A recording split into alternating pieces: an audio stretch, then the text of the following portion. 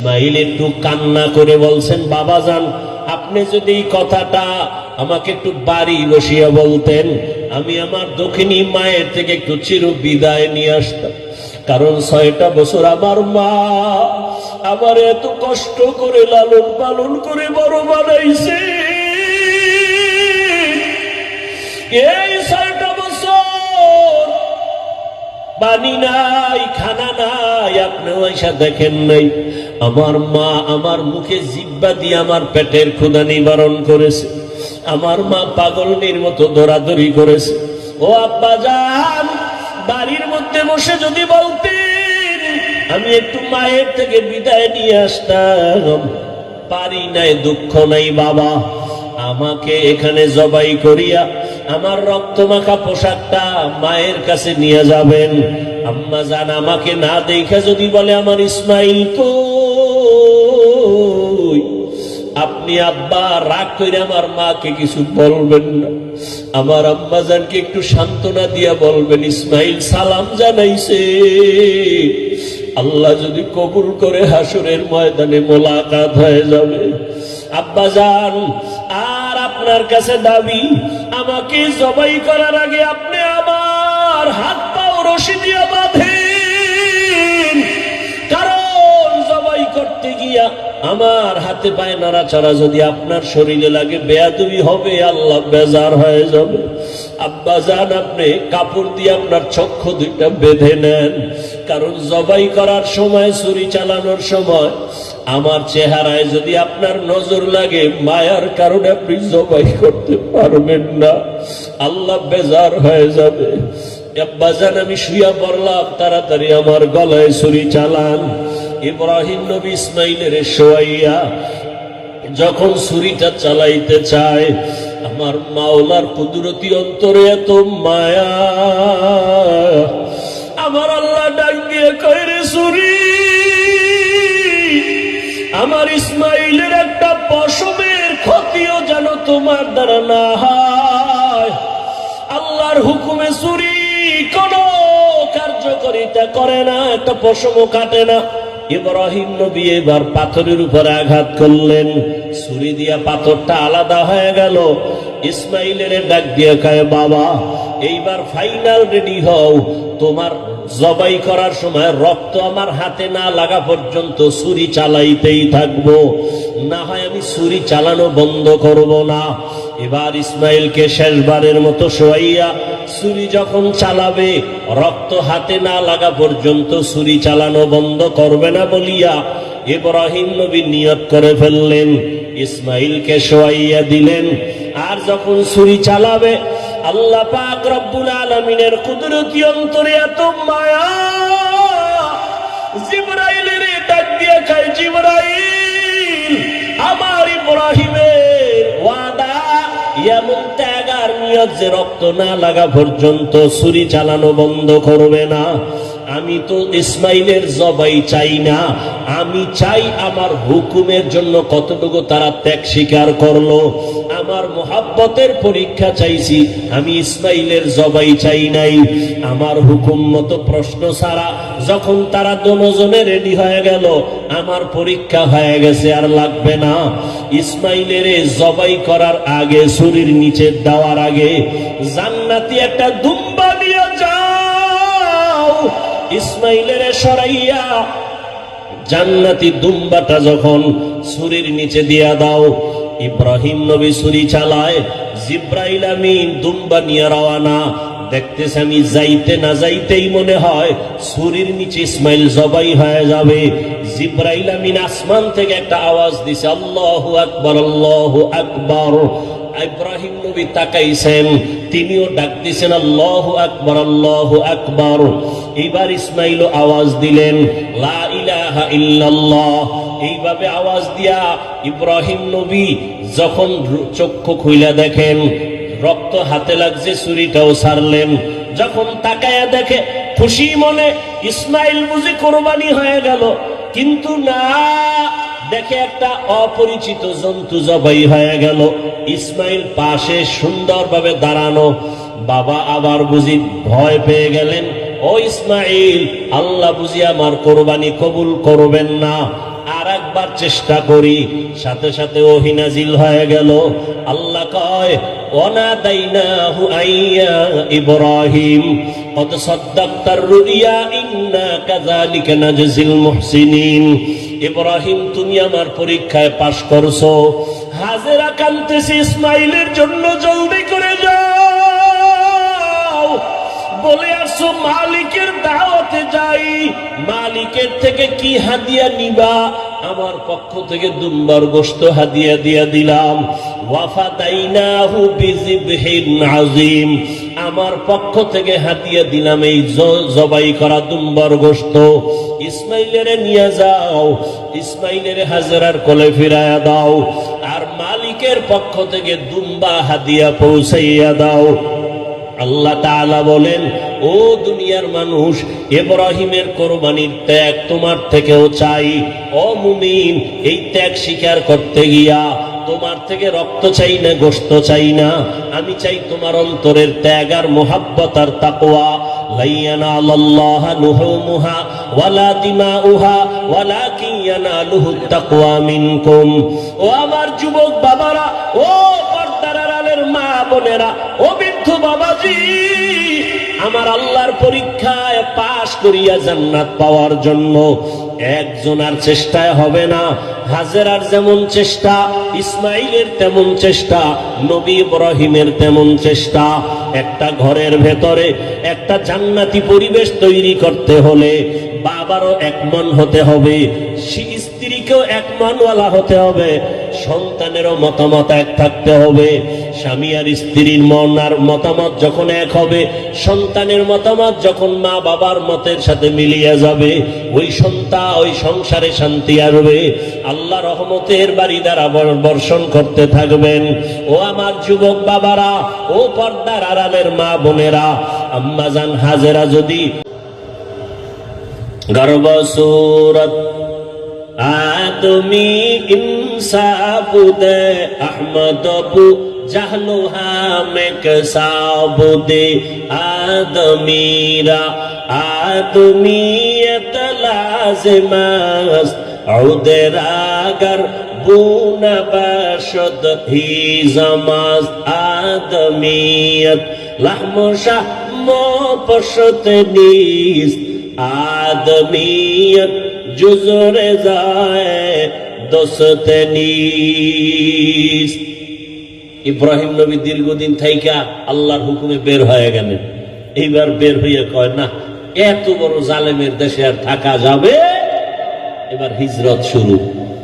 হিজরত থেকে এবার ইব্রাহিম নবী বিশ্ব সুন্দরী বিবি সারার সাথে, চাচাতো ভাই আত্মীয় এক নবী তার সাথে, এবার ইব্রাহিম নবী বিদায় নেয় আর বললেন, ইন্নী যাহিবুন ইলা রাব্বি সায়াহদিন, আমি আমার রবের দিকে রওনা করলাম। অর্থাৎ আমার রবের সন্তুষ্টি অর্জনের জন্য যেই জমিনে গেলে আমি রবেরে পাবো সেখানে রওনা দিলাম। সায়াহদিন, নিশ্চয়ই আমার আল্লাহ দ্রুত আমার জন্য রাস্তা খুলে দিবেন। যাওয়ার পথের ঘটনা জানেন। ইব্রাহিম নবী বিশ্ব সুন্দরী বিবি সারাকে নিয়ে আসে, কিন্তু কোনো সন্তান নাই। রাস্তার মাঝে এই সুন্দরীর খবর পাইয়া এক জালেম মিশরের মধ্যে তারে আটকায়া দিল। সুন্দরী সারাকে নিয়ে গেল তার খাস কামরার ভেতরে। ইব্রাহিম নবী চুপচাপ বসে আছেন, জালেমের আটকায় পড়ে গেছেন। কত কঠিন কঠিন পরীক্ষা নবীদেরকে আল্লাহ করেছেন। এর মধ্যে সব থেকে কঠিন ইব্রাহিম নবীর উপরে পরীক্ষা। যাবে হিজরত করে এক জালেম থেকে, মাঝখানে যে আর এক জালেমের আন্ডারে বেড়ে গেছে। বিবিকে নিয়ে গেছে ধরে খাস কামরায় জালেম ঢুকাইয়া বলে, তুমি বিশ্ব সুন্দরী, ওই পুরুষ তোমার স্বামী? বলে হ্যাঁ। ইব্রাহিম নবী পেরেশান হয়ে গেলেন। আমার স্ত্রী কত সতী সাধ্যী, কত বড় দামি, আমি এক নবীর স্ত্রী, আজ না জানি বেঈমানের হাতের ছোঁয়া লাগে না পাক হাত। আল্লাহ কা ইব্রাহিম, অন্তরের চক্ষু খুলে দিলাম, ওই জালেম যা করবে এখানে বসে সব দেখতে পাইবা। ক্ষমতা আল্লাহ দিতে পারে না? পারে না? এরকম পাওয়ারওয়ালা বান্দা আছে না নাই? এই পাওয়ারের নাম কোরআনের ভাষায় ফুরকান। ইয়া আইয়ুহাল্লাযীনা আমানু ইন তাত্তাকুল্লাহ ইয়াজআল লাকুম ফুরকানা। তাকওয়ার উপরে যারা মজবুত হয়ে চলবে, আল্লাহ বলেন আমি তাদেরকে ফুরকান নামের এক পাওয়ার দান করব। মা মা'নাল ফুরকান হুয়া নূরুম মিন ইলাহি। আল্লাহর দেখা নূরের আলো। হাদিসের ভাষায় পাওয়ারের নাম ফেরাসাত। قال رسول الله صلى الله عليه وآله وسلم اتقوا فراسة المؤمن فإنه ينظر بنور الله। আল্লাহর প্রিয় বান্দা মুমিনের ফেরাসাতের পাওয়ারকে তোমরা খুব ভয় করিও, কারণ তুমি যা দেখো তার থেকে তারা অনেক কিছু দেখেন। চামড়ার চোখ দিয়ে দেখেন না, নূরের আলো দিয়ে তারা দেখেন। ওমরে ফারুক খুতবা দিতেছেন জুমার মসজিদে নববীর ভেতরে। খুতবার মাঝে হঠাৎ একটা অপ্রাসঙ্গিক একটা চিৎকার দিয়ে আওয়াজ দিলেন, ইয়া সারিয়াতাল জাবাল, ইয়া সারিয়াতাল জাবাল, ইয়া সারিয়াতাল জাবাল। এই সারিয়া, পাহাড় পাহাড় পাহাড়। মদিনাতুল মুনাওয়ারায় ওমর আওয়াজ দিলেন, এই সারিয়া, সামনে পাহাড়।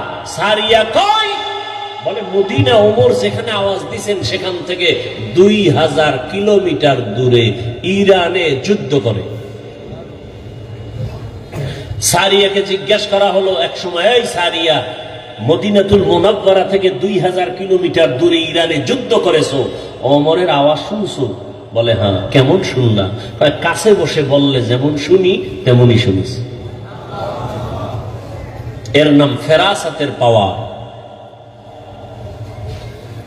ইব্রাহিম নবী দেখতেছে জালেম বিশ্ব সুন্দরী বিবি সারাকে খাস কামরায় নিয়া প্রথমে লোভালোক দৃষ্টি দিয়া হাতটা যখন বাড়াইছে, সাথে সাথে হাতটা বাঁকা হয়ে গেছে। রাখে আল্লাহ? আহা, আল্লাহ এখনো পারেন, এখনো পারেন। আপনারা জানেন, এই ফেসবুকের মুরিদেরা, শুনো, মনে নাই তোমার? দুনিয়ার আকাম দেখো, ভালো ভালো জিনিস দেখো না। কয়েক বেশি হয় নাই, বছর 2 হয়েছে কিনা সন্দেহ, লন্ডনে একটা সেমিনার হয়েছিল। সমস্ত ধর্মের মানুষ সেখানে বসা। গোল টেবিলের সেমিনারে একজন ভিন্ন ধর্মাবলম্বী প্রশ্ন করল মুসলমানদের একজন লিডার, ধর্মযাজক, একজন বুজুর্গ ওলিয়ে কামেল, যাই তোমাদের নবী তোমাদের ধর্মে বলছে, হাদিসে আছে, একটা খেজুর আছে, ওই খেজুরটা খাইয়া বিষ পান করলে ক্রিয়া হয় না। মুসলমান বলে হ্যাঁ আছে তো। এটা কি সত্য? বলে হ্যাঁ সত্য। দেখাবা? বলে পারবা? পারবো। দাও। আজোয়া খেজুর সামনে নিয়ে আসাও। আজোয়া খেজুর 2-3-7টা খাইয়া এবার বিষ দিল তার সামনে। হাউজের ভেতরে বিষ পান করলো। বিষ পান করে দিব্যি আরামে বসলেন, মিটিং চালাইলেন। বিন্দু থেকে বিন্দু বিষ তার ভেতরে গিয়া কোনো ক্রিয়া করলো না। কুদরত কার? ভাইরা আমার, আল্লাহ তো এখনো হেফাজতের দরজা খুলেছেন। সিলেটের জমিনে শাহজালাল রহমাতুল্লাহ আলাইহি গৌর গোবিন্দের মোকাবেলা করতে গিয়ে কোনো বেতের বাড়ি লাগে নাই, অস্ত্র লাগে নাই। পুঁজি ছিল তাহাজ্জুদের আযান, নামাজ আর চোখের পানি, আর ফজরের নামাজের আযান। কই সেই তাহাজ্জুদ? কই? নাই তো নাই। একদল বলে এত আমল লাগে না,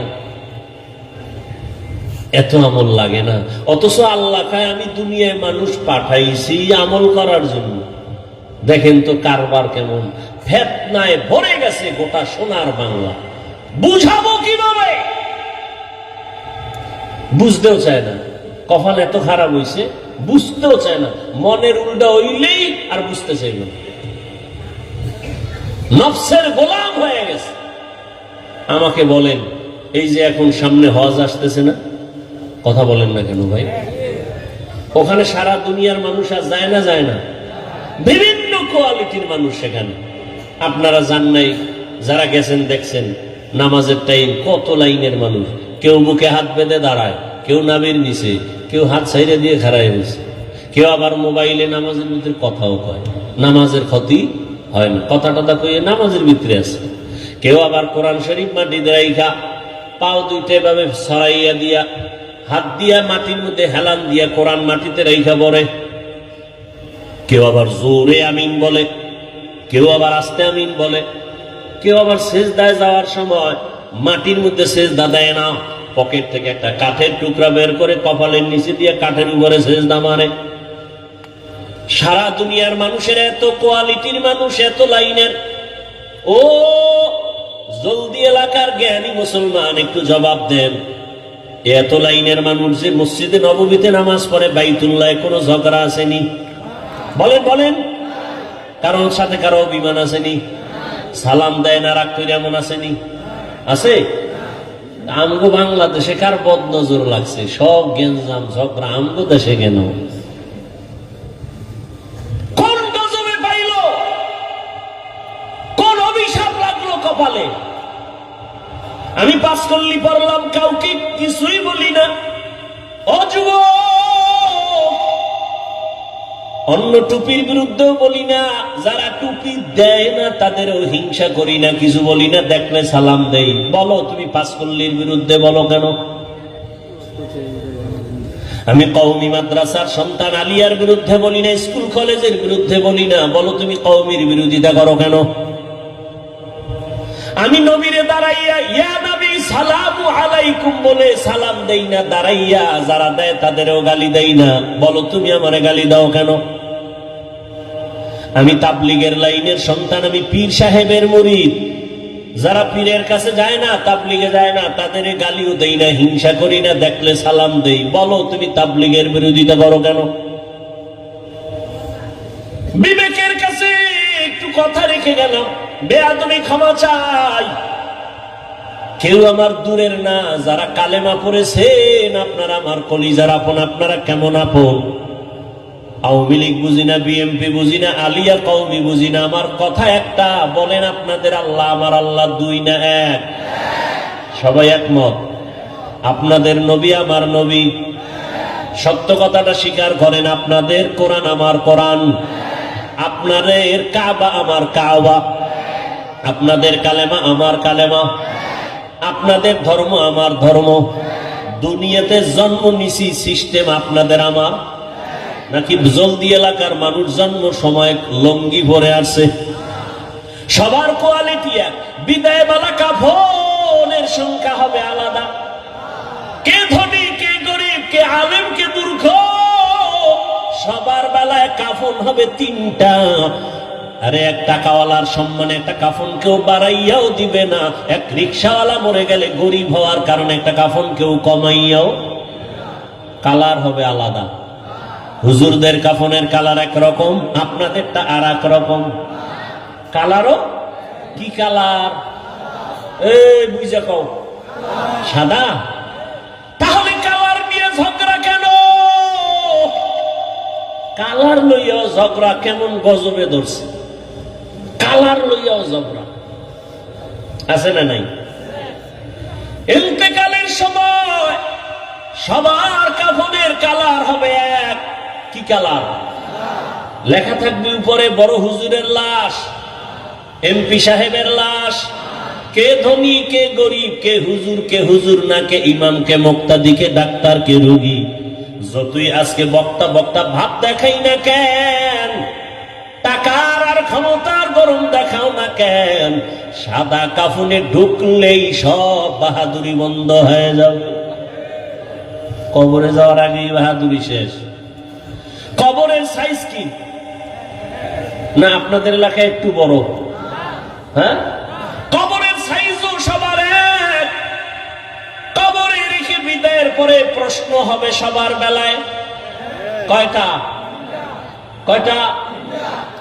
তোমারও যেই প্রশ্ন, আমাকেও সেই প্রশ্ন, শিক্ষকেরা যেই প্রশ্ন, ছাত্রকেও সে একই প্রশ্ন, নারীকে যেই প্রশ্ন, পুরুষেরাও সেই প্রশ্ন। তিনটা, রবের পরিচয় দাও, ধর্মের পরিচয় দাও, রাহমাতুল লিল আলামিনের পরিচয় দাও। তাহলে আপনার আমার আল্লাহ এক, নবী এক, কোরআন এক, কাবা এক, ধর্ম এক, কালেমা এক, কাফন এক, কালার এক, কবর এক, প্রশ্ন এক, লেবাস পোশাক কেন আলাদা? আপনাদের বয়ান তো করার কোনো দরকারই পড়ে না, কারণ আপনি আল্লাহ মানেন, নবী মানেন, কোরআন মানেন, হাদিস মানেন। বয়ান তো করবো আজকে উত্তরবঙ্গে পঞ্চগড়ে, সেখানে টাকা দিয়া মুসলমানের কাদিয়ানি বানানো হচ্ছে। আজকে তো বয়ান করার বেশি দরকার চট্টগ্রামের পাহাড়ের ভেতরে গিয়া খ্রিস্টান মিশনারিরা মুসলমানের টাকার লোভ দেখায় বিধর্মী বানায়। কিন্তু ওখানে যাওয়ার সময় কই? মুসলমানের পেছনে ঘুরতে ঘুরতে ঘুরতে ঘুরতে পাগল হয়ে গেলাম। ফজরের পরেও বয়ান, জোহরের পরে বয়ান, আসরের পরে মাগরিবের পরে বয়ান। এত পাও ধরে ধরে ধরে ধরে বয়ান করি, আর পরও কেন নামাজ পড়েন না? আহ, কেমন মুসলমান! আপনার আমার আল্লাহ এক, নবী এক, সব এক, অথচ আমি টুপি খুলতে চাই না। আপনারা কেমন ভিআইপি মুসলমান যে টুপি দিতেই চান না, লজ্জা লাগে। আমি টুপি খুলতে লজ্জা পাই, আর আপনি টুপি দিতে লজ্জা পান। আমি নামাজ না পড়লে লজ্জা পাই, আপনি নামাজ পড়তে গেলে লজ্জা পান।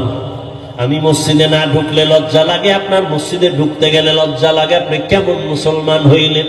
একটু চিন্তা করেন। ও আমার কলিজার যুবক বাবারা, বেয়াদবি মাপ চাই, একটু আমাকে জবাব দাও।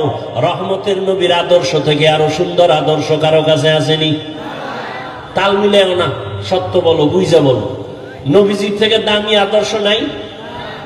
একজনের দাঁড়ায় যদি বলতেই পারো যে হাফিজ ভাই, রহমতের নবীর আদর্শ থেকে আর একটু ভালো আদর্শ আছে শেখ মুজিবুর রহমানের ভেতরে, তাহলে আমি আল্লাহর কসম নবীরটা বাদ দিয়া তারটা নিব। এই ভালো করে বুঝো। কেউ যদি দাঁড়াইয়া বলতে পারো হাফিজ ভাই, নবীজির আদর্শ থেকে আর একটু ভালো আদর্শ আছে জিয়াউর রহমান সাহেবের ভেতরে, আমি নবীরটা বাদ দিয়া জিয়াউর রহমান সাহেবেরটা নিব, বলার মতো পাওয়ার ক্ষমতা কারো আসেনি? নাই তো নাই। আমার থেকে শুনো, দুনিয়াতে যত আদর্শ দেখো, আব্রাহাম লিঙ্কনের আদর্শ গণতন্ত্র, মাও সেতুনের আদর্শ, লেনিনের আদর্শ, কার্ল মার্ক্সের আদর্শ, এক কথায় জবাব, দুনিয়ার সব আদর্শ হলো না পাপ, একমাত্র মদিনাওয়ালা নবীর আদর্শই হলো পাপ। একমত? সবাই একমত? এবার বলো, রসুলের আদর্শ যে রেখে গেলেন, এটি মানবে হিন্দুরা, খ্রিস্টানেরা, ইহুদিরা? আপনারাই বলেন কারা মানবে? কোন দেশের মুসলমান? লন্ডন, লেবানন, কোন দেশের বলেন? শুধু এই বাঁশখালী ছাড়া বলেন? তা আপনাদের নামাজ নেই কেন, টুপি নেই কেন, দাড়ি নেই কেন, পর্দা নেই কেন, সুদ খান কেন, সুদের টাকায় ব্যবসা কেন, লোন উঠাইয়া বাড়ি গাড়ি কেন? জমিনে আল্লাহর যত বড় বড় দুশ্মন আছে, এই বড় দুই দল দুশ্মন আছে, এদের থেকে বড় দুশ্মন জমিনে আল্লাহর কাছে আর কেউ নাই। সব থেকে বড় দুশ্মন আল্লাহ। এক দুশ্মন হলো কোরআনে বর্ণিত, এক দল হলো যারা সুদের সাথে জড়িত, আর এক দল দুশ্মন হলো বুখারী শরীফে আছে, যারা ওলিয়া উলিয়ার দুশ্মনী করে। কেমন বড় দুশ্মন? আল্লাহ কয়, তোদের সাথে আমি আল্লাহ নিজে যুদ্ধ করব। এবার বুঝেন যে আল্লাহর কত বড় দুশ্মন তারা, যারা সুদের সাথে জড়িত আর যারা ওলিয়া উলিয়া দেখতে পারে না, বিরোধিতা করে। আল্লাহ হেদায়েত দান করুন। ওই জালেম নবী ইব্রাহিমের স্ত্রী প্রথম বিবি সারার উপরে হাত বাড়ায় গেল, পাক বাঁকা হয়ে গেল, সাথে সাথে তওবা করছে, আর করুম না। কুকুরের লেজ তো বাঁকাই থাকে, আবার ভালো হয়ে গেছে, আবার হাত বাড়াইছে ভাবে কয়েকবার করিয়া তওবা খাঁটি ভাবে না। এই তোমার কাছে হাত বাড়াইতে পারি না, তোমার ভিতরে কি পাওয়ার আছে বলো তো? বিবি সারা ডাক দিয়ে কয়, রে জালেম, আমার মধ্যে কোনো পাওয়ার নাই, তবে একটা শক্তি আমার আছে, আমি একজন আল্লাহর প্রিয় বান্দা, নবীর স্ত্রী। তাই নাকি? বলে হ্যাঁ। কে সে নবী? বলে ইব্রাহিম। কই সে? বলে ওই যে গাছতলায় বসা। ডাকো। ডাকাইয়া বেদবি করে তো আর আগাইতে পারে নাই। এবার তওবা টওবা কইরা নবীর কাছে মাপ চাইয়া মেহমানদারি করাইয়া, সন্তান কয়জন আছে? কয় নাই। কয় তাহলে আমার এক বান্দি আপনার বিবির খেদমতে দিয়া দিলাম, হাজেরা নামের। নবী ইব্রাহিম হাজেরাকে নিয়ে আবার সফর শুরু। ইতিহাস বড় আল্লাহর কাছে। তখন নবীর বয়স 80 পার হয়ে যাচ্ছে। তখন দোয়া করছেন একটা নেককার সন্তানের জন্য। রব্বি হাবলি মিনাস সালিহিন, ও দয়ার মালিক তুমি আমাকে একটা নেককার সন্তান দান করো। প্রত্যেকটা মা বাবার সন্তানের উপরে দায়িত্ব।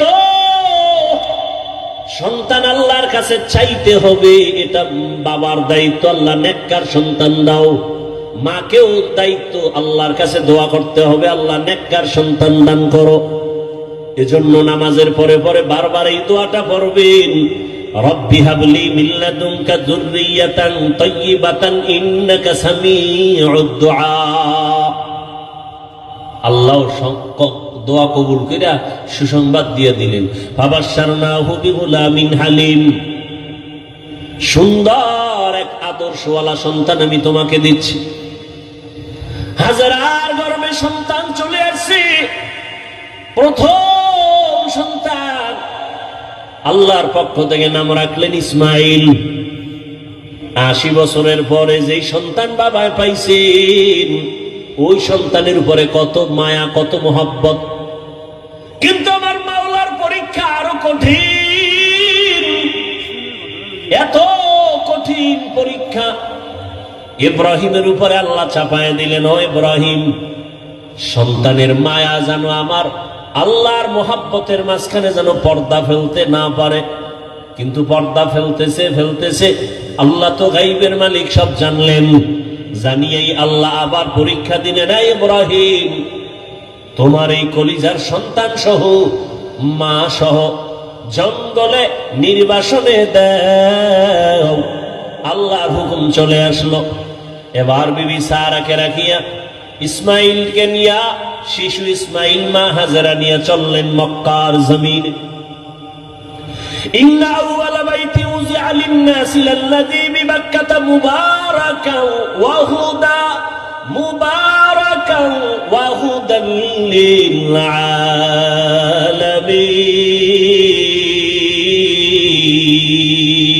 আলামিন। হেদায়েতের ঘর বানাইলেন আমার আল্লাহ। কোনো মানুষ নেই, জঙ্গল পাহাড়, ওখানে নিয়ে গেলেন। কেমন পরীক্ষা দেখছেননি? কই নিয়ে যাইতেছে বলার অধিকার নাই, জবান বন্ধ, ইশারা ইঙ্গিতে বলবে কিনা তাও ভয়।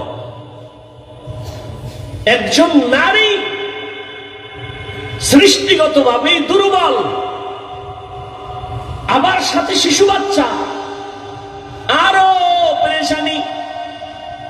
বাইতুল্লাহর পাশে সাফা মারওয়া, এখন যে পাহাড়ের মাঝখানে জঙ্গল, চতুর্মুখী ওখানে রাখলেন। রাইখা ইব্রাহিম নবী হাঁটা শুরু করছে। কইতন কই আইলাম, কই রাখতেছি, কেন রাখতেছি, কয়দিনের জন্য, কোন আওয়াজ নাই। আল্লাহর পরীক্ষা ইব্রাহিম, জবান খোলা যাবে না। ইব্রাহিম নবী তো যাইতেছে। হাজেরা পেরেশান হয়ে গেলে, ও পয়গম্বর আমাদের আপনি কোথায় রাখেন? জবাব নাই। কই যান? জবাব নাই। কয়দিনের জন্য? আওয়াজ নাই। শেষ সময় পিছন দিক দিয়া মা হাজেরা ইব্রাহিম নবীর আঁচলটা ধরে বললেন, দাঁড়ান, আপনার কথা বলবেন না, ঠিক আছে, তো এইটা শেষ সময় বইলে যান। আমি যেখানে রাখলেন এটা কি আপনার মন মতো নাকি রবের ইশারা? নবী এখনো জবান খুলে না, তবে ইশারায় বললেন রবের ইশারা। মাথা নাড়াইয়া বললেন এটা রবের হুকুম। লা তাআতা লিমাখলুকিন ফি মাসিয়াতিল খালিক। খুতবায়ে হাদিস পড়েছিলাম, নবী বলেন মাখলুকের মন সন্তুষ্ট করার জন্য মালিকের সাথে কোনো বিরোধিতা করা যাবে না, অথবা আমার আল্লাহকে বেজার করে কোনো মাখলুকের খুশি করা যাবে না, হারাম। আল্লাহকে বেজার করে মা বাবারে খুশি করা হারাম, আল্লাহকে বেজার করে পীরকে খুশি করা হারাম, আল্লাহকে বেজার করে ওস্তাদকে খুশি করা হারাম, আল্লাহকে বেজার করে কোনো ব্যক্তিকে খুশি করা হারাম। দুনিয়ার সব বেজার হয়ে যাক, কোনো দুঃখ নাই, আমার আল্লাহকে বেজার করা যাবে না। ইশারায় বললেন হ্যাঁ, রবের হুকুমে রেখে গেল, রেখে তো গেলেন। ইব্রাহিম নবী তো জবান বন্ধ, কোনো আওয়াজ নাই, ইশারায় বুঝাইলেন রবের হুকুম। এই আওয়াজটা পাইয়া মহিলাদের দিল তো স্বাভাবিক একটু নরম, মা হাজেরা কান্না শুরু করলেন আর বললেন, ও দয়ার স্বামী, এখানে আপনি আমার রবের হুকুমে রেখে যাইতেছেন, আমার বাচ্চা শিশু ইসমাইল ছাড়া কেউ নাই, মানুষ নাই, জঙ্গল পাহাড় অন্ধকার, একটু পানি আছে, এই পানি যদি না থাকে কোথায় যাব? বাচ্চারে যদি দুধ পান করাইতে না পারি, নির্জন জায়গা, কোথায় যাব? আপনার কাছে কোনো দাবি নাই, মালিকের কাছে একটু দোয়া করবেন আমাদের জন্য। ইব্রাহিম নবীর জবান তো বন্ধ, হাজেরা বলতেছে, নবী কানে শুনতেছে, জবাব না দিয়া হাঁটতেছে, হাইটা হাইটা পাহাড় বাইয়া নিচে নামলেন।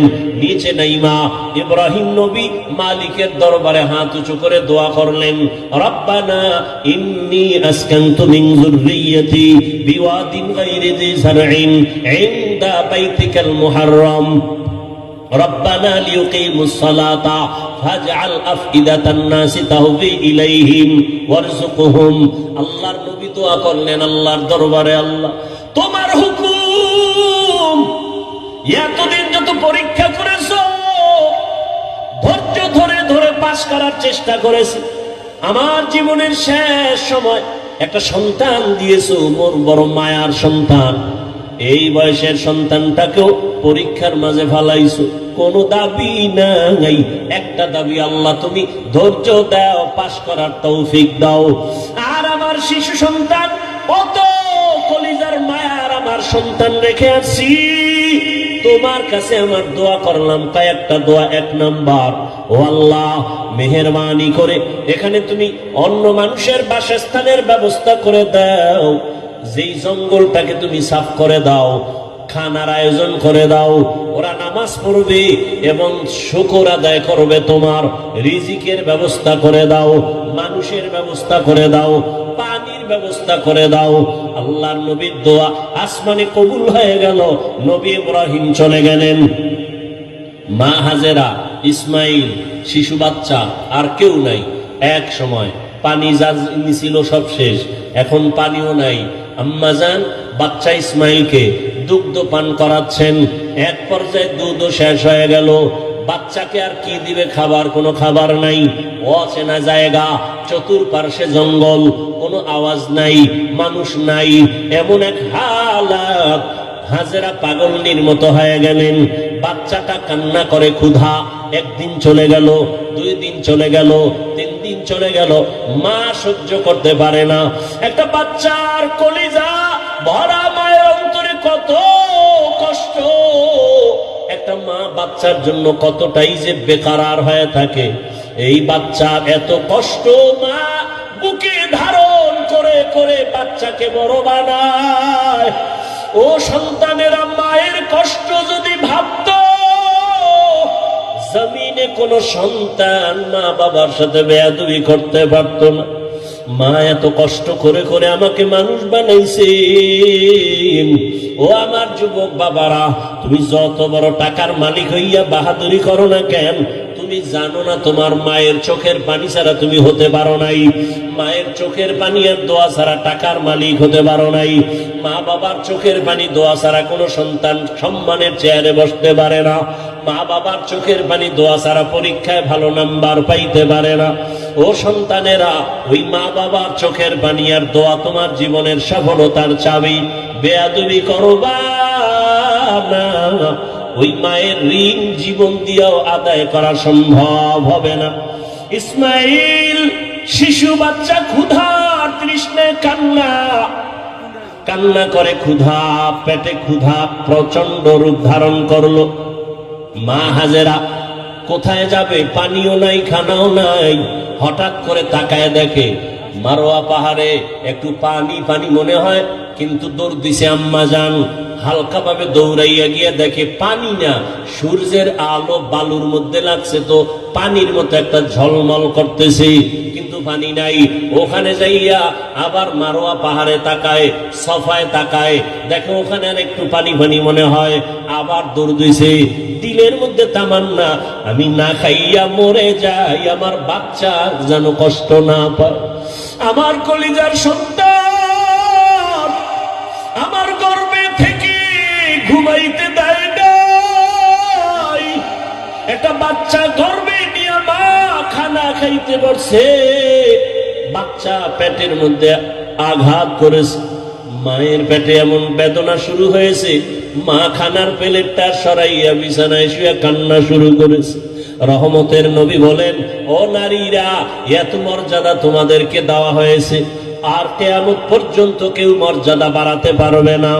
ওই যে বাচ্চা গর্ভে নিয়ে কষ্ট করে করে না খাইয়া দিন কাটাইলা, এক একটা দিন আমার আল্লাহ নারীর আমল নামায় রোজার সওয়াব দান করবেন। মা বাচ্চা গর্ভে নিয়ে রাতে ঘুমের বিছানায় গেছে, হঠাৎ করে বাচ্চা আঘাত করেছে, মা ঘুমাইতে পারে নাই, সারা রাত কান্না করে কাটাইছে। আল্লাহর নবী বলেন, একটা মা বাচ্চা গর্ভে নিয়ে রাত ঘুমাইতে পারে না, আল্লাহ তাআলা ওই মায়ের আমল নামায় কদরের রাতের সওয়াব আল্লাহ দান করবেন। এত মর্যাদা নারীদেরকে আল্লাহ দান করেছেন। আজকে যারা বলে ইসলাম নারীর অধিকার দেয় নাই, মর্যাদা দেয় নাই, এদের মতো চরিত্রহীন মুসলমান, ইসলামের দুশ্মন, মানবতার দুশ্মন জমিনে আর কেউ নাই। মা হাজেরা দৌড় দিলেন ভাই দুই পাহাড়ের মাঝে, দৌড় দিলেন কয়েকবার। এই যে দৌড় আল্লাহর কাছে খুব ভালো লাগছে। আল্লাহ পাক কিয়ামত পর্যন্ত আইন বানায় দিলেন, বিধান বানায় দিলেন। এই মক্কার হাজিরা, হজ করতে যদি যাও, আমার হাজেরা যেই পাহাড়ে 7টা চক্কর লাগাইছে, হাজি যদি হজ করতে গিয়া সাফা মারওয়ায় আমার হাজেরার মতো চক্কর না দাও, আমি কোন হাজির হজ কবুল করব না। নবীজি বাইতুল্লাহ তাওয়াফ কইরা যখন চক্কর দিতে গেছে সাফা মারওয়ায়, নবী শেষ বয়সে হজের সময় খুব কষ্ট লাগছে, আল্লাহর কাছে কয় মনে মনে, ও আল্লাহ, তুমি আমারে, হাজেরা দৌড় দিছে, যদি মায়ে দৌড়টা না দিত আমাকে কষ্ট লাগতো নি। আল্লাহ পাক জানায় দিলেন, নবী, আমার কাছে ভালো লাগছে হাজেরার দৌড়, শুধু আপনি না, কিয়ামত পর্যন্ত যত মানুষ আসবে, বাইতুল্লাহ হজে আসবে, এই সাফা মারওয়ায় যদি দৌড় না দেয়, একজন আর হজ কবুল করা হবে না। পাগলের মতো দৌড়াও, মাওলার দরবারে গিয়া মাওলার আশিক হইয়া যাও। চুলগুলো এলোমেলো, সাবান লাগানো যাবে না, হাজি নখ বড় হয়ে গেছে, নখ কাটা যাবে না, ময়লা পরিষ্কার করা যাবে না, আতর লাগানো যাবে না, পাগল হয়ে যায়। মাওলার দরবারে পাগলামি, কার পাগল? জোরে বলো। এটা বুঝার মতো যাবো মেধা নাই, ওরাও পাগল। ওরাও কি? ওরা দুনিয়ার পাগল, ওরা আখেরাতের পাগল না। এজন্য ওরা বুঝে না যে মাওলার পাগল কেমনে হয়। ওখানে গিয়া পাগলামি, মাওলা পাকের মুহাব্বতের আশিক, আশিক মাশুক কি চায় সেইটাই দেওয়ার জন্য পাগল। প্রেমিকা আমার কাছে কি চায়, প্রেমিকটা খুশি রাখার জন্য তাই করে। বন্ধু কোন রঙের জামা পরে, আমার ওই জামা লাগবে, তো বন্ধুর মোহাব্বত আরো বাড়বে। টুপি মাথায় দেওয়া যাবে না, গেঞ্জি গায়ে রাখা যাবে না, সাদা কাপড়, মরার আগে মরণের কাপড় পেঁচাও, এইবার সবার এক আওয়াজ, কে ফকির, কে ধনী, কে শিক্ষিত, কে অশিক্ষিত, সবার এক পোশাক, এক আওয়াজ, সব এক দরবারের ভিক্ষুক, সবার আওয়াজ এক, লাব্বাইক আল্লাহুম্মা লাব্বাইক, লাব্বাইক লা শারীকা লাক লাব্বাইক, ইন্নাল হামদা ওয়ান নি'মাতা লাকা ওয়াল মুলক লা শারীকা লাক। আপনাদের কষ্ট হয় মনে হয়? আরেকটু সামনে যাব, শেষ করে দেই কথাগুলো। ভাইয়েরা আমার, উঠা বসা করলে আমি মোনাজাত দিয়ে দেব। আমি এটা পারবো না, কারণ কষ্ট, আপনি যদি আমাকে মূল্যায়ন না করেন, আমার দরকার কি বয়ান করা? ভাইয়েরা আমার, মা হাজেরা দৌড়াচ্ছেন আর চোখের পানিগুলো পড়তেছে। ওদিকে ইসমাইল বাচ্চাও কান্না করে। বাচ্চা কান্না করলে দেখবেন ওদের পা গুলো লাফায়নি, দেখছেন আপ ডাউন করে, তো বাচ্চার পা লাফাচ্ছে। হঠাৎ করে পানির ফোয়ারা শুরু হয়ে গেছে। মা হাজেরা পানি দেখে একটা দৌড়াইয়া গিয়া পানিটারে আটকানোর জন্য, পারে না মহিলা মানুষ, খুব খুশি, তার ইব্রানি ভাষায় একটা আওয়াজ দিলেন। দেখছেন নি মাওলার কুদরত, কি দিলেন? পানিকে বললেন জাম জাম, থাম থাম। আল্লাহর কাছে এই শব্দটাও কবুল হয়ে গেছে। কিয়ামত পর্যন্ত এই পানিকে কি পানি বলে? শব্দটা কার? এইমাত্র বলছি, শেষ। মা হাজেরার জবানের আওয়াজ, জাম জাম, থাম থাম। পৃথিবীর বিশুদ্ধ পানি। সাহাবাদের মধ্য থেকে কেউ নবীকে জিজ্ঞাসা করলেন, ইয়া রাসূলুল্লাহ, এই জমজম কূপের পানির তলা কই? Crore crore crore, million trillion trillion পানি হাজী সাহেবরা নিয়ে যায়, কমে না বাড়ে না, সমান। নবী কয়, এই জমজম পানির কূপের তলা হলো হাউজে কাউসারের সাথে। কোথার সাথে? মুফাসসিরিনে কেরাম লিখেছেন, কাউসারের পানির থেকেও জমজমের মূল্য বেশি। রাসূলকে যখন মেরাজে নেওয়া হয়, নবীজি বলেন, জিবরাইল আমিন আমাকে ধইরা জমজম কূপের পানি দিয়ে ওযু বানাইলেন। ওযু বললাম, এর আগে আমাকে শোয়াইয়া, চিৎভাবে শোয়াইয়া আমার বুকটাকে চিরলেন, ভেতর থেকে কলব বের করলেন, স্বর্ণের পেয়ালায় রাখলেন, ঝমঝম দিয়া ধুইলেন, আবার ভেতরে রাখলেন, এরপরে আবার আটকায় দিলেন। রক্ত গেল না, সেলাই লাগলো না, ব্যথা অনুভব করলাম না। এইভাবে আল্লাহ আমাকে কুদরতের অপারেশন করছেন আমার জীবনে 4 বার। 4 বার রসুলের এই যে কলব বের করে ধুইলেন, কি পানি দিয়া? জমজম পানি, বরকতের পানি। আম্মাজান হাজেরা পানি আটকায় দিলেন, পানি থেমে গেল, নিজে পান করলেন। আজকে কিতাব দেখছি, আজকে নবীজি বলতেছেন, মা যদি ঝম ঝম থাম থাম না বলতেন, তাহলে পানি পুরা পৃথিবীতে সয়লাভ হয়ে যেত। ইমামে আজম আবু হানিফা বলেন, আম্মাজান আমাদের জন্য রহমত, তিনি বলার কারণে আজকে অনেক পবিত্র অবস্থায় পানি আছে। না হয় জেনাকারেরা এই পানি দিয়ে গোসল করে পানি নাপাক করে ফেলত, মদখোরেরা মদ পান করে মাতাল হয়ে পানির মধ্যে ডুব দিত, পানির সম্মান কমে যেত। ঝমঝম এমন একটা পানি, এর 25টা উপকার আছে ঝমঝম পানির। কয়টা? এর মধ্যে একটা হলো, সাধারণ পানি পান করলে পিপাসা নিবারণ হয়, পেটের ক্ষুধা নিবারণ হয় না। জমজম পানি এমন এক দামি আল্লাহর কুদরতের পানি, এই পানি যদি কেউ পান করে, ওই পানির দ্বারা পিপাসাও মিটে যায়, পেটের ক্ষুধাও মিটে যায়। দাঁড়াইয়া কোনো জিনিস খাওয়া পান করা নবীর আদর্শের বাইরে। তবে জমজমের পানি তুমি দাঁড়ায় পান করো, এটা তোমার কোন সুন্নত আদায় হবে। দ্বিতীয় তৃতীয় হলো, জমজমের পানি এটা তোমার রোগের ঔষধ। কত পার্সেন্ট সেবা করবে, তোমার ঔষধের ক্রিয়া করবে, কয় তোমার আকীদা বিশ্বাসের মজবুতি যত পার্সেন্ট তত পার্সেন্ট। কেউ যদি মনে করে আমি ঔষধ খাবো না, জমজম আমার ঔষধ, যতটুকু বিশ্বাস করবে অতটুকু ফলাফল। পানি পান করলেন, ইসমাইল সুস্থ হওয়া শুরু হয়ে গেল, একটা দোয়া কবুল হয়ে গেছে। কার দোয়া? ইব্রাহিম নবীর দোয়া। লোকজন আল্লাহ আইনে দিয়েও এক দোয়া করছেন।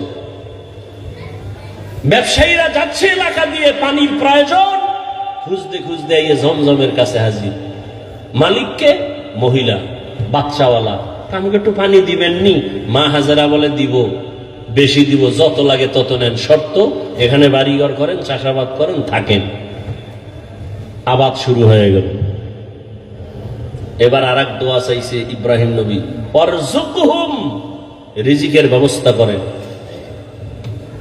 আল্লাহ পাক রব্বুল আলামিন জিব্রাইলের মাধ্যমে তায়েফের জমিনে কুদরতে আল্লাহ এক ফলের বাগান এনে দিলেন, যেই বাগানে 12 মাস ফল হবে, ফল হবে 12 মাস। আল্লাহ রিজিকের ব্যবস্থা করে দিলেন, মানুষজন বসবাস শুরু হয়ে গেল। এখন আর ওয়ানাবাদী এলাকা আবাদী হয়ে গেল, মানুষজনের অভাব নাই। কত আনন্দে জীবন যাপন করে ইসমাইল। বড় হতে হতে হতে হতে 6 বছর প্লাস হচ্ছে। ইব্রাহিম নবী এর মধ্যে একদিনও আর আসেন নাই। আল্লাহর পরীক্ষা দ্বিতীয়টা এবার আবার শুরু, কোরবানির। ওদিকে ঢুকবো। ইব্রাহিম নবী 6 বছরে আর আসেন নাই। ছেলে কেমন, কি মায়া, আল্লাহর পরীক্ষা কত কঠিন। ইব্রাহিম নবী এই জিলহজ মাস 8 তারিখ, 9 তারিখ, 10 তারিখ স্বপ্ন দেখা শুরু করলেন, তোমার কলিজার আপন জবাই করো আমার পথে, আমার নামে। ভাবলেন, নাম তো কয় নাই কারে। 100 উট জবাই করলেন। দ্বিতীয় রাতে আবার স্বপ্ন দেখেন, হয় না, তোমার মহব্বতের জিনিস জবাই করো। আবার 100 উট জবাই করলেন। ফাইনালে নবী তো বুঝতে পেরেছেন, আমার জীবনের কলিজার আপন আমার ইসমাইল ছাড়া আর কেউ না। আল্লাহর হুকুম হয়ে গেছে, ইসমাইলকে জবাই করার জন্য বাবা এবার রেডি হয়ে গেলেন। একটা ছুরি আর একটা রশি গোপনে নিয়ে রওনা হলেন মক্কা নগরীতে ইসমাইলকে জবাই করার জন্য। কারো কাছে কিছু বলা যাবে না। এলাকায় গিয়া দেখে সেই এলাকা তো এখন আবাদি, সুন্দর বাড়িঘর, মানুষজন, মাঠে বাচ্চারা খেলতেছে। একটা ডাক দিয়ে কয়, এই এনি ইসমাইল আছেন? ইসমাইল? বাচ্চারা কয়, ইসমাইলকে বুঝলাম না। একজনে কয়, হ্যাঁ আমি চিনি। ইসমাইল কোথায়? ওরা বাড়ি আছে, নিকা আছে। ও সবাই বড় বড় ঘর, কিন্তু ইসমাইল যেই ঘরে থাকে একটা ছোট ঝুপড়ির মতো। ইব্রাহিম নবী যত কদম বাড়ায় কলিজাটা কেমন যেন ফেটে যাইতেছে, মায়া আর মায়া চুম্বকের মতো। আমার কলিজার আপন, এত আদরের সন্তানের এতদিন আমি পাই নাই। যত সামনে যায় তত ইব্রাহিমের কলিজাটা দুর্বল হয়ে যায়। ঘরের দরজায় ইসমাইলের পাইয়া ডাক দিছে, বাবা আসো। কিন্তু ইসমাইল চেনে নাই লোকটাকে। ঘরের মধ্যে দৌড় দিছে। আল্লাহর নবী সালাম দিলেন, আসসালামু আলাইকা ইয়া আহলাল বাইত। ঘরের মধ্যে ঢুইকে যখন হাজেরা দেখলো, সালাম নিয়ে কান্না শুরু করল, চোখের পানি, হৃদয় হৃদয় ভাঙ্গা কান্না। ইসমাইলের মা কয়, চিনোনি বাবা? এই তোর বাবা ইব্রাহিম। বাবার কাছে যাও, দূরে থাকিও না। মালিকের কঠিন পরীক্ষার ইসমাইল, এই তোর বাবা নবী ইব্রাহিম।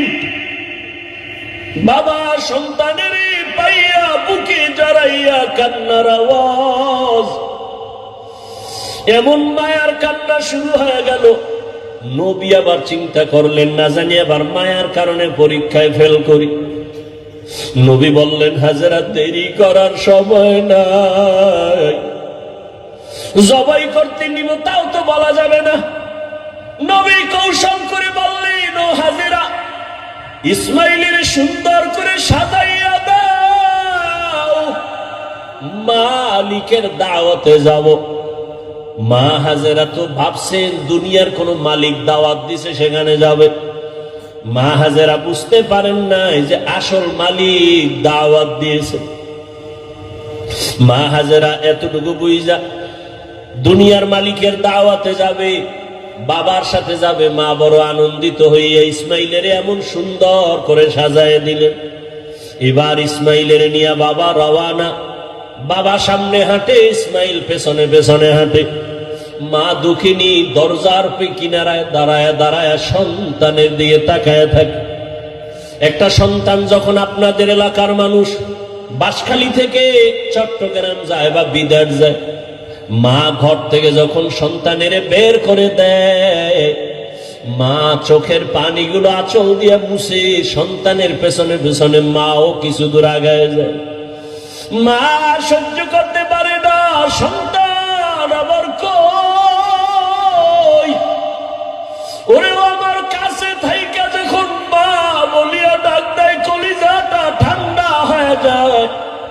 একটা সন্তানের মা ডাকে এত মজা,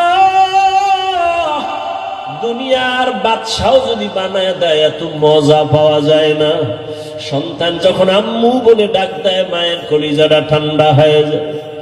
মা হাজেরা ইসমাইলের বিদায় দিয়া তাকায় তাকায় কান্না করে। ইব্রাহিম নবী পিছনে তাকায় না, তাকাইলে মায়ার কারণে পরীক্ষায় পাশ করা যাবে না। ইসমাইলও আনন্দে আনন্দে যখন বের হয়ে যাচ্ছে, শয়তানের মাথা গরম হয়ে গেল। এই পরীক্ষায় যদি ইব্রাহিম পাশ করে, দুনিয়াওয়ালারা বহু বিধর্মী মুসলমান হবে। কেমনে পরীক্ষায় ফেল করানো যায়? হাজেরাকে একটু ধোকা দেই। হাজেরারে গিয়া ধোকা দিয়ে কয়, হাজেরা, ইসমাইলের কোথায় ছাড়লা? কয় মালিকের দাওয়াতে গেছে। বলে কোন মালিক? বলে দুনিয়ার কোন বাদশা। কয় না না, আমি জানি আল্লাহ দাওয়াত দিছে। কেন? হাজেরাকে বলে জবাই করার জন্য। হাজেরা ডাক দিয়ে কয়, রে শয়তান, তুই আমাকে ধোকা দিস না। একটা বাবা হইয়া কোনোদিন সন্তানের জবাই করতে পারে না। যখন এই কথা বলছে, শয়তান ডাক দিয়ে কয়, আল্লাহ হুকুম করছে জবাই করার জন্য। হাজেরা চোখের পানি ছাড়িয়া কয়, রে শয়তান, যদি আমার মাওলা হুকুম করে একজন ইসমাইল না, আল্লাহ যদি আমারে আরো ইসমাইল দেয়, আমি সব আল্লাহর রাস্তায় ছেড়ে দিতে রাজি। শয়তান দেখলো এখানে হাজেরাকে ধোকা দিয়ে আটকানো যায় না, দৌড়াইয়া গেছে শিশু ইসমাইলের একটু ধোকা দেওয়ার জন্য। ইসমাইলের গিয়া যখন ধোকা দিতে গিয়া কয়, ইসমাইল কই যাও? বাবার কাছে ছুরি আছে, তোমারে জবাই করবে। ইসমাইল তো বুঝ কম, ডাক দিয়া কয়, আব্বা যান, আপনি কি আমাকে জবাই করতে নিয়ে যাইতেছেন? এবার ইব্রাহিম কয়, শয়তান, পাথর মারো। এই তিন জায়গায় ধোকা দিছে। ইব্রাহিম আর ইসমাইল মিলিয়া তিন জায়গায় পাথর মারলেন। আল্লাহ তাআলা আইন করে দিলেন, আমার ইসমাইলের কথা কাজটা আমার কাছে ভালো লাগছে। ইব্রাহিমের এই কাজ কিয়ামত পর্যন্ত স্মৃতি হয়ে থাকবে মুসলমানের কাছে। আজকে যেই তিন জায়গায় ইসমাইল আর ইব্রাহিম পাথর মেরেছেন, ওই তিন জায়গায় পিলার করা আছে। ও হাজিরা, তোমরা হজ করতে গিয়া ওই তিন জায়গায় যদি পাথর না মারো, তোমাদের একজনের হজও কবুল হবে না। এবার নিতে নিতে ইসমাইলকে নিয়ে মিনা বাজারে হাজিরা এখন যেখানে কোরবানি দেয়, ইসমাইলের যেই জায়গায় কোরবানি দিছেন ওই জায়গায় ইব্রাহিম নবী ইসমাইলের নিয়া এবার চিন্তা করলেন, আল্লাহ আমারে কেমন সন্তান দিলেন, একটু পরীক্ষা করে দেখি। এবার সন্তানকে বাবা বলতেছেন, ফালাম্মা বালাগা মাআহু সায়া ক্বালা ইয়া বুনাইয়া ইন্নী আরা ফিল মানামি আন্নী আযবাহুকা ফানজুর মাযা তারা। ও বাবা, আমি স্বপ্নে দেখলাম তোমাকে জবাই করতেছি, বলো বাবা তোমার কি মতামত বলো। ইব্রাহিম নবী কথাটা বলা মাত্রই সাথে সাথে সেকেন্ডের মধ্যে সন্তান ইসমাইল জবাব দিয়ে দিলেন, ইয়া আবাতি ফআল মা তুমার সাতাজিদুনি ইনশাআল্লাহু মিনাস সাবিরিন। আব্বাজান, দ্রুত আমাকে আল্লাহর হুকুম মতো জবাই করেন, ইনশাআল্লাহ আমাকে আপনি ধৈর্য ধারণকারীদের মধ্যেই পাবেন। আব্বাজান, আমাকে দ্রুত জবাই করেন, দেরি করলে আবার বুঝি আল্লাহ হুকুমটা ফিরিয়ে নিবে, কপাল পুড়ে যাবে। একটা সন্তান বাবার সামনে কতটা বিনয়ী হইয়া বাবার ইজ্জত রক্ষার জন্য আল্লাহর মোহাব্বতের বন্ধনে নিজেকে পেশ করে দিলেন। তবে ইতিহাসবিদরা লেখেন